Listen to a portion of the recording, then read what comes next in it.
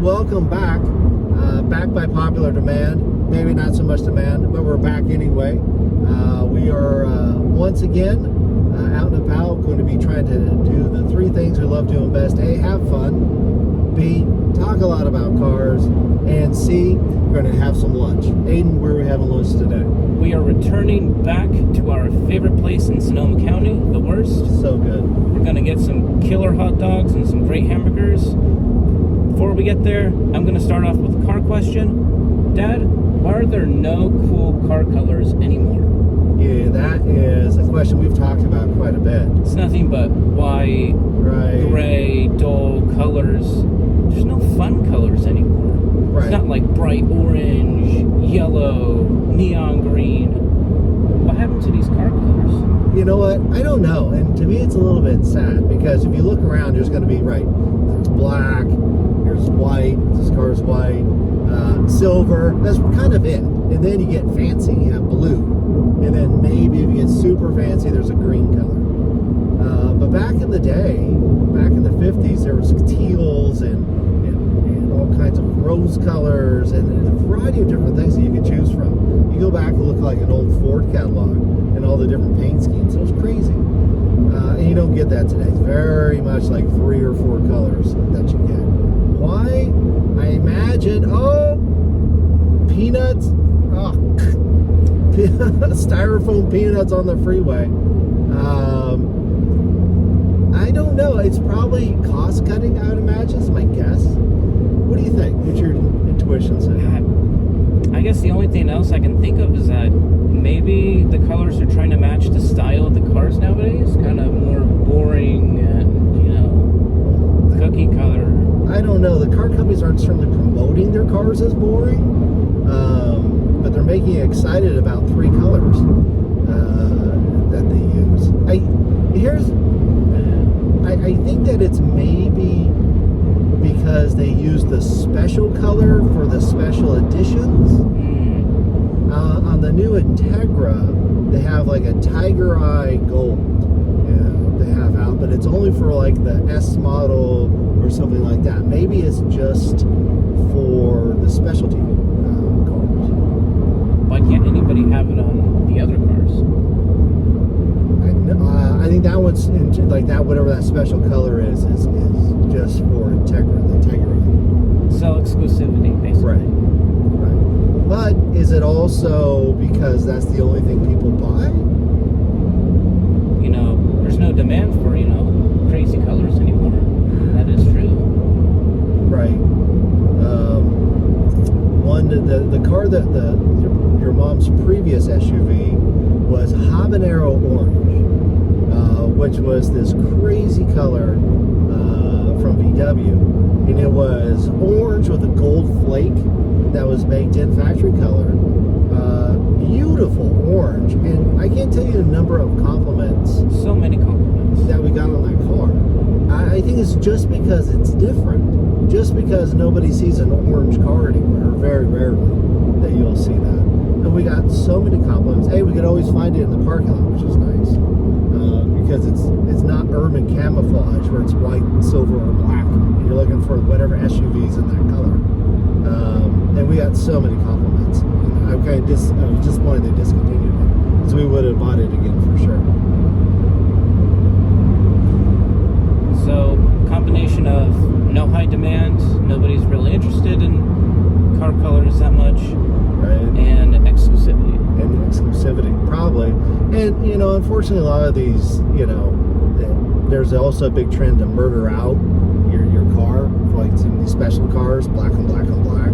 And that's certainly a trend that you can see. You can buy a factory, blacked out specialty car if you wanted to. But I think it's sad. I mean, there's no real teals to choose from. I would hope to see some colors. Now, the market gets around that a little bit by having wraps. You can go and get your car wrapped in any color that you want, or design that you want to. Dodge fans know for sure.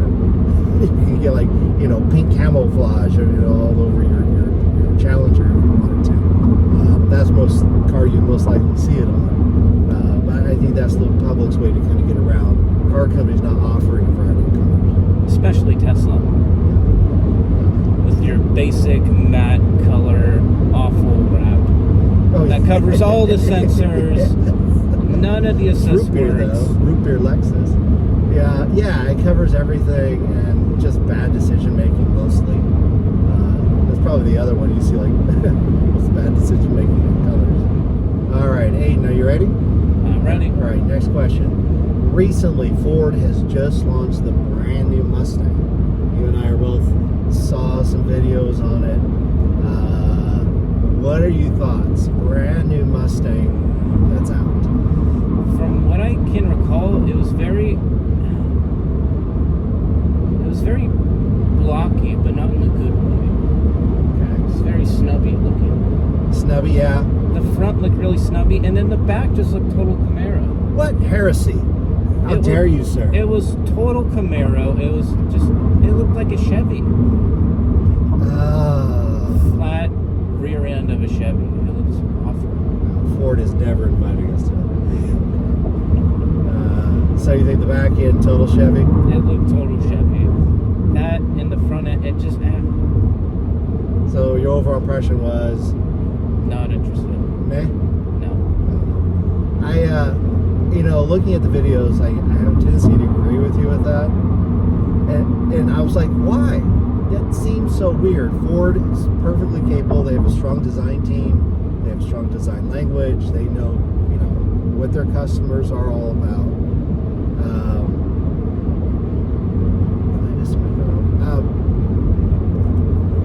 And I'm like, why? Why would they do this?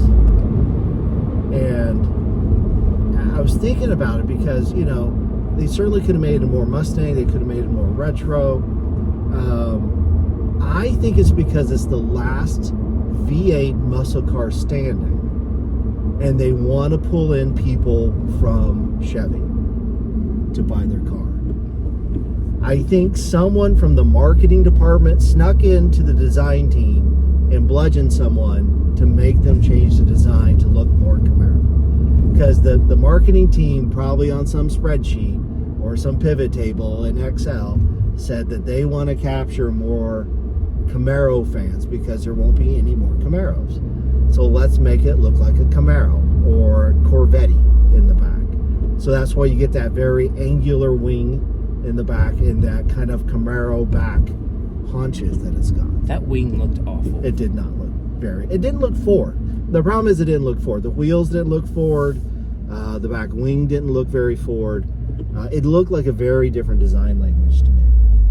And again, why is that? And I think it's because they're trying to market it to, this is the last V8. If you want a muscle car that has a V8 engine and you used to like Chevys, hey, this looks kind of like a Camaro anyway. So why don't you just come on over?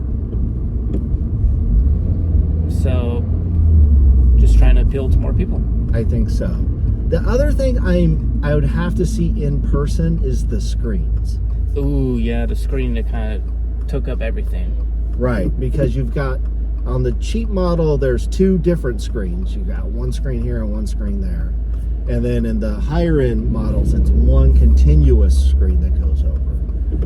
Which on first impression, I didn't mind because you can, the gauges you can convert into any kind of configuration that you want to, including having Fox body gauges, which is clearly, pointed at my demographic because that's what me and your uncle grew up with. It got you there. Right, no, 100% got me there with the Fox body gauges. 100% high school in the 80s all day. But the other thing that, again, is that this just a cost-cutting measure? Because it didn't look particularly high-end to me. And I think that's the sicky part. Is like the screens didn't look very quality. Just again, on just what I've seen online, there's a little cheapness to it. Like it's easier just to slap a couple screens in and call it a day instead of gauges. All right, We have returned. when we're back, Let's pick up on that conversation. okay. So, we were talking about the gauges. Why are they all all screens. There's no gauges, nothing analog anymore. Right. It's all just all techie little screens that just. Yeah. And that's what we saw with certainly the controversial move for Tesla and the Model 3, just to put the one tablet in the middle with nothing in front of it, which I think is harder for people like myself to adapt to than maybe like your sister who might be driving, 5 years from now. You don't think it's hard for me? It might be a little bit more difficult for you. That's why I said your sister. But it's going to be just a very different, I think, experience for something like that. Now, I'm, certainly lean more towards old school where, I like to see the gauges and I'm just used to it because it's comfortable. I'm not used to nothing in front of me, there's nothing like that. And then the Mustang certainly has digital gauges and all kinds of information and all kinds of great stuff that's there. It's just different. And I don't know how well it's executed yet because everyone's just guessing. They're just trying to see what might work and what might not work. I just don't understand why they wouldn't use gauges. Probably cost. They can't do like the cool slider ones that the old school ponies had. No, like cool like turning dial ones or anything. Just it's basic. Now you can do all that digitally. I'm sure there'll be all kinds of skins and kits that you can do to make it look like an old 65 Mustang. Yeah, but gauges. it won't be unique to the car though. It won't be special to the car. Correct. It won't have. It doesn't give the car character. Right. It's manufacturing character. They intentionally manufacture character in the car, right? Instead of I think it may feel more authentic if it came up with its own bespoke kind of custom system. That was cool, right? Yeah. That this car has this cool gauge system in it, even though it screens, the way they display the information is really interesting. And then, 20 years from now, somebody else will be like, oh, remember that cool car? It had that weird digital cluster in it. But you're not buying that. I'm not so solid in that. So what do you like more about gauges than you can't get from the screen? It's just, I hate the screens because every time you touch them, it leaves a fingerprint. They get all nasty. And half the times when you like press a button, there's always that 1 second delay. It always lags. You always have to go through like 7 different menus just to get to the air conditioner. It's like in my car, I could just turn it on. Done. I can keep focusing on the road, turn it on. Simple as that. Yeah. Defroster's right there. High beams are right here. It's just simple. Right. It is, and that's after, how long this car's been around. So you're looking at how many years of research and ergonomics, has gone into making it that simple and analog at the time, right? I agree with you, even in some simple things that I have to do. In the new car I have, the WRX, it's 2 or 3 steps. And I do have to take my eyes off the road to focus on the screen. Right. And mine is probably the most analog of the new cars that are coming out. And it's still a couple of steps. I know there's been a lot of customer pushback to make more dials, especially for the air conditioning and the radio, which are the 2 things that you have most tactile information with. I don't know if car manufacturers are going to go with it. You don't think so? I think the screens is going to be the most economical choice to put inside a car. So I don't know if that's just something where they can figure that out better in a digital format than us, just opining for old days with the big knobs on everything. You think the government will get involved? Because when you that's a lot of time. You're taking your eyes off the road, those few seconds. Right. It's the same thing as, looking at your phone, texting and driving. The Safety Commission might. It is going to depend on, what's the accident rate go up to, right? Is there a significant amount of more accidents happening because they can relate directly to screens? Here we go. This is what we're talking about. Food has arrived, guys. Pause in the conversation. Thank you so much. All right, and we're back. Done with the worst. Thank you again to the staff there. Food, outstanding. I've never had a bad meal. Aiden, bad meal ever? Never. Never. Wonderful, energetic staff. Thank you very much for letting us come in there and have some lunch. How do you feel about automotive makers bringing back old cars, but not in the same way that they were. Give me an example. So, the Ford Mach-E, Yep. an electric Mustang, Yep. is an SUV. The Dodge Hornet, Yep. Huh? Okay. a giant electric SUV. Right. I don't think it's giant, but I see what you're saying. So they bring back all these old, cool, classic cars. They're going to rebrand them. It's going to be electric, all new SUV. Got it. What's with the SUV? All right. A couple thoughts on that. For the Mach-E, which it's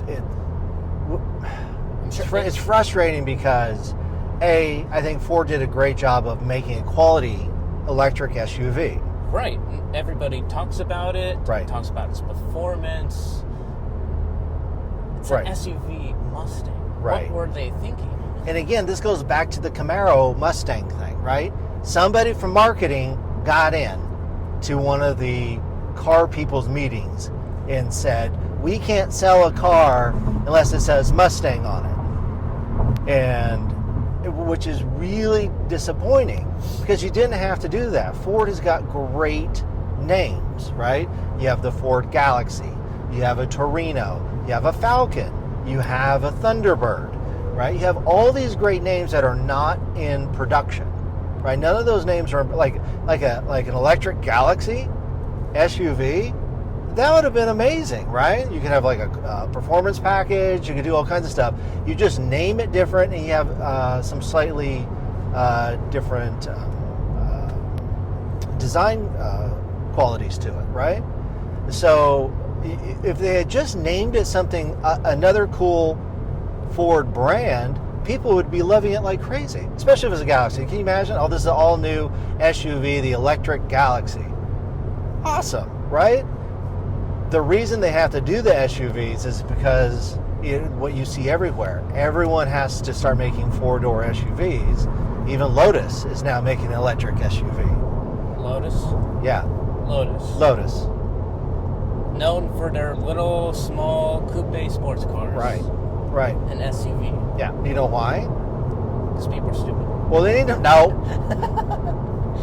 Well, because Lotus needs to make money, right? Their little tiny sports cars are great, and enthusiasts love them, right? They're expensive. Mm-hmm. Now they're not practical. No, that's not why you buy a sports car, though. Correct. But can you sustain an entire company in business just off that? And have research and development, advertising, marketing, payroll, all of those things. So you need a car that's a volume car that pays for all those things. So you can still make the sports car, right?